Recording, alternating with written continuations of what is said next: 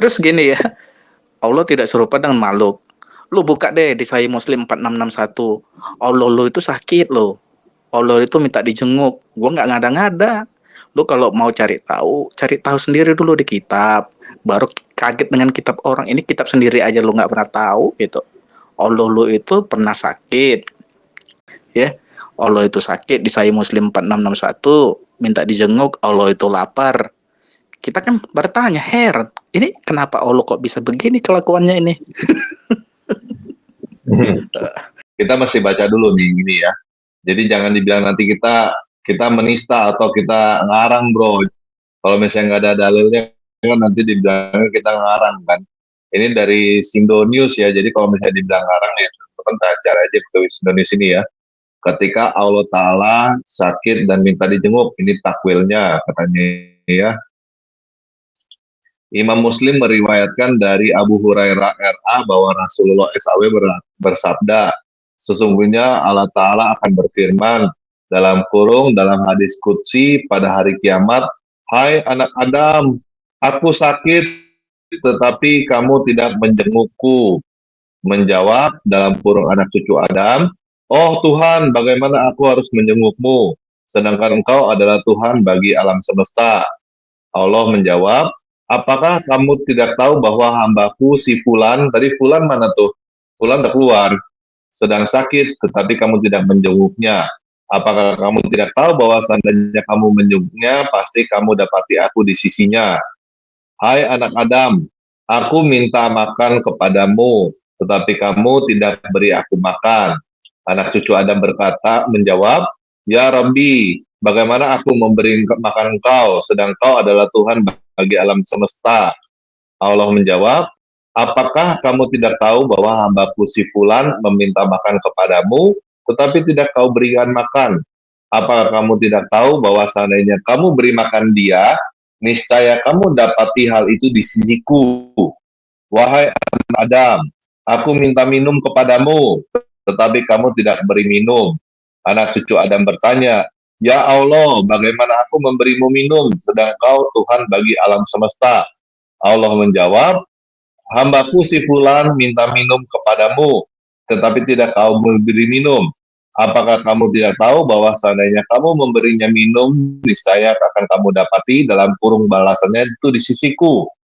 Hadis riwayat Muslim nomor 2569 itu diterjemahkan dari hadis sebagai berikut. Ya, terkait hadis Qudsi di atas Ali Mustafa Yakub dalam bukunya Al-Turuq Al-Safi Sahihah Fi Fahmi Al-Sunnah Al-Nabawiyah mengutip pendapat Ibn Jama memberikan takwil bla bla bla bla ya. Maksudnya hadis ini adalah hamba Allah yang sedang sakit, bukan Allah itu sendiri. Oke. Ini penjelasannya ya, takwilnya. Jadi dia akal-akalin. Maksudnya di takwil itu berarti Allah sakit artinya bukan Allah sakit ya. Tetapi kita yang Kristen, kita ngebaca ini, kita langsung tahu ini sebenarnya apa ya. Mungkin yang ya teman-teman kita yang sebelah nggak tahu. Ini Allah SWT yang ngomong ya. Sedangkan kalau di kita ya kita perlu sharing ya sama teman-teman yang muslim ini ya supaya mereka paham. Oke. Itu siapa sih yang ngomong sebenarnya ya yang tadi yang kita baca ya.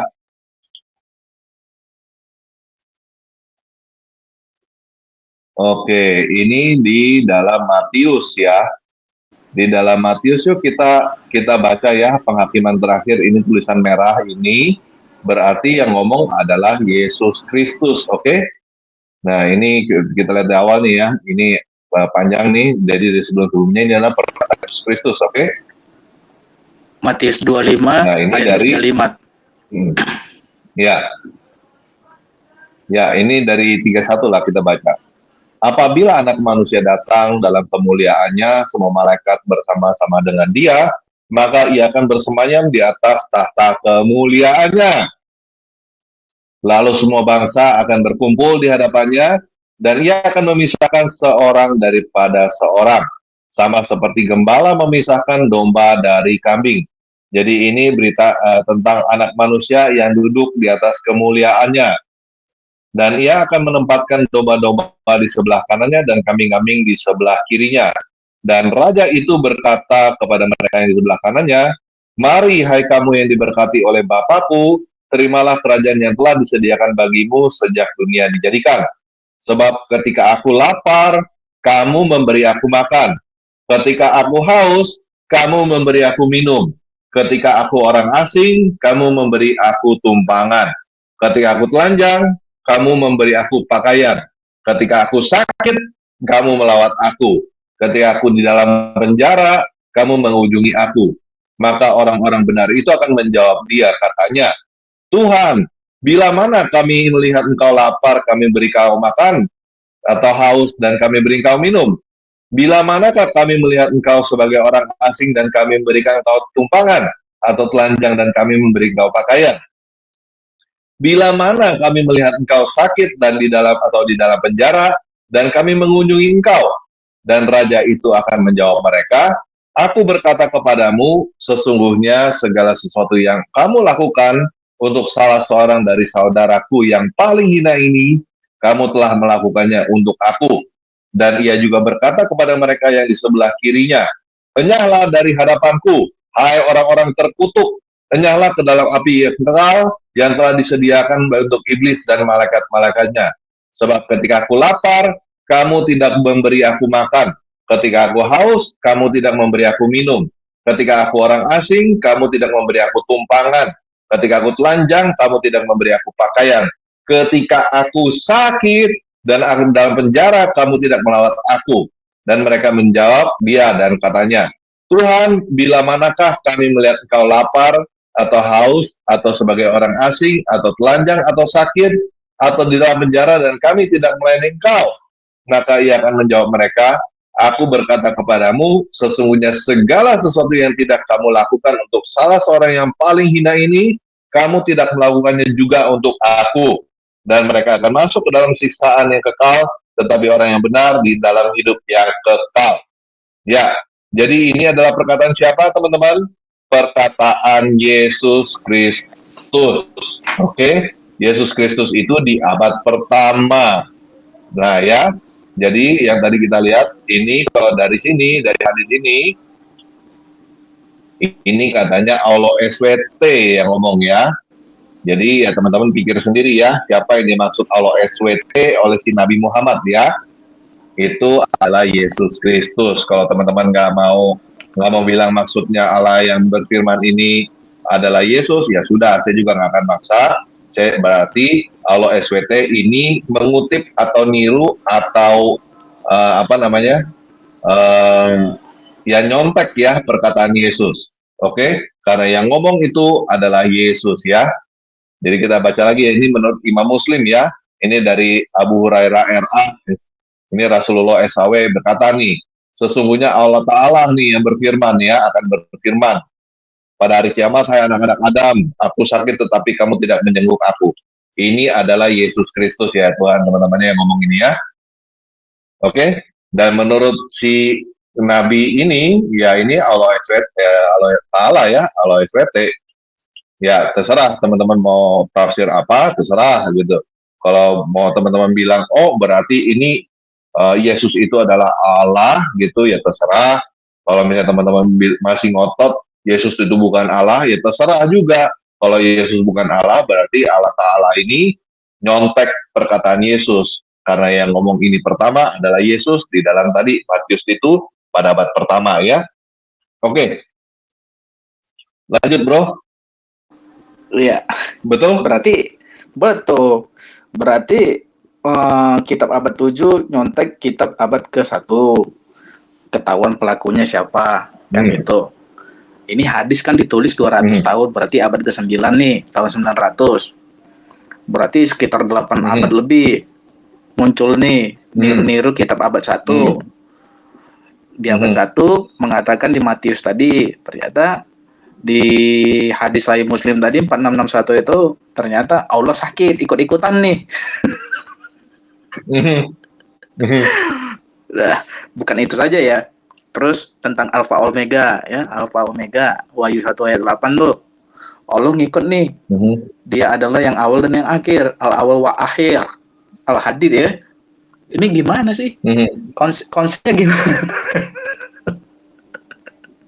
Maksudnya gini loh, kita ngomongin ini tadi bukan untuk mengolok-olok mereka ya, bukan seperti itu. Kita serius loh, dari tadi kita nggak bercanda nih. Walaupun tadi kayaknya agak ketawa-ketawa dikit, maksudnya bukan bercanda, itu serius bro, bener-bener serius guys ya. Jadi kenapa Tuhan berkelor mati di tiang jemuran? Ya mungkin kita bisa shock terapi juga kepada mereka ya, pertanyaannya. Jadi emang Tuhanmu nggak berkolor ya gitu. Terus Tuhanmu kenapa nggak berkolor gitu. Terus begitu mereka mungkin jawab ini itu, ya teman-teman udah tahu dulu nih, gitu. Teman-teman harus tahu dulu bahwa kalau SWT itu suka pamer betis ya, tangannya ada dua, kanan semua, terus kakinya masuk neraka, tadi semuanya binasa kecuali wajahnya. Nah, jadi masih gini, bukannya untuk mengolok-olok mereka ya, tapi pertanyaannya gini loh. Kalau misalnya teman-teman yang muslim ini bisa terima Tuhan tidak berkolor, yang suka pamer betis, tangannya dua kanan semua, kakinya masuk neraka, terus udah gitu akhirnya binasa tuh semuanya di neraka kecuali wajahnya gitu ya. Kenapa Tuhan teman-teman nggak bisa terima Tuhan yang turun ke dunia sebagai manusia pakai kolor, mati di kayu salib, terus setelah itu bangkit pada hari yang ketiga, mengalahkan maut dengan cuma pakai kolor gitu. Kenapa nggak bisa terima itu? Padahal yang ini ada yang lebih gawat lagi kan. Nah, apalagi tadi kita baca juga yang kalau SWT juga sakit, itu malah niru-niru ngomongannya Yesus ya. Meniru-niru ngomongannya Tuhannya orang Kristen tuh. Masa Allah SWT Tuhan Tuhannya umat muslim masa niru-niru ngomongannya Tuhan Yesus sih gitu ya. Terus teman-teman juga perlu tahu nih kalau misalnya mereka keberatan dengan Tuhan yang mati di kayu salib, ya pertanyakan juga kenapa Allah itu masukkan kaki ke dalam neraka ya. Kenapa Allah SWT masuk dalam neraka, terus akhirnya binasa lagi, kecuali wajahnya. Nah itu pun dipertanyakan, kalau mereka teman-teman yang muslim bisa terima begitu, karena setahu saya mereka ini banyakkan tidak diajarkan, banyakkan muslim 90% nggak tahu tentang hal ini, nggak tahu bahwa Allah SWT itu masuk neraka nantinya ya, teman-teman muslim tidak tahu itu, ya kemungkinan besar mereka pun akan kaget ya, akan kaget bahwa Allah SWT akan masuk neraka, Allah SWT akan binasa kecuali wajahnya, nah tangannya juga akan binasa, walaupun dua-duanya kanan semua, terus suka pakai air betis, itu semua akan binasa kecuali wajahnya Allah ya. Ya kenapa? Karena ya tadi Allah itu kakinya masuk neraka sampai neraka bilang cukup-cukup gitu ya. Nah, jadi kalau pertanyaannya gini, jadi kalau misalnya muslim ini bisa terima Allah SWT yang suka pamer betis, tangannya kanan semua dua, kakinya masuk neraka, begitu akhirnya akan binasa Allah SWT-nya kecuali wajahnya ya. Kenapa nggak bisa terima Tuhan berkolor yang mati di tiang jemuran, terus pada hari ketiga bangkit dan mengalahkan maut, gitu, dan bangkit itu memberikan hidup yang kekal. Itu ya terserah sih. Kalau buat saya lebih baik menerima Tuhan yang mati di Tuhan berkolor yang mati di tiang jemuran, tapi setelah itu bangkit pada hari ketiga dan naik ke surga dan hidup abadi, daripada Allah SWT yang tidak berkolor, suka pamer betis, tangannya dua kanan semua, kakinya masuk neraka ya, setelah di dalam neraka begitu, akhirnya binasa kecuali wajahnya. Saya mendingan pilih yang Tuhan Yesus sih daripada begitu ya.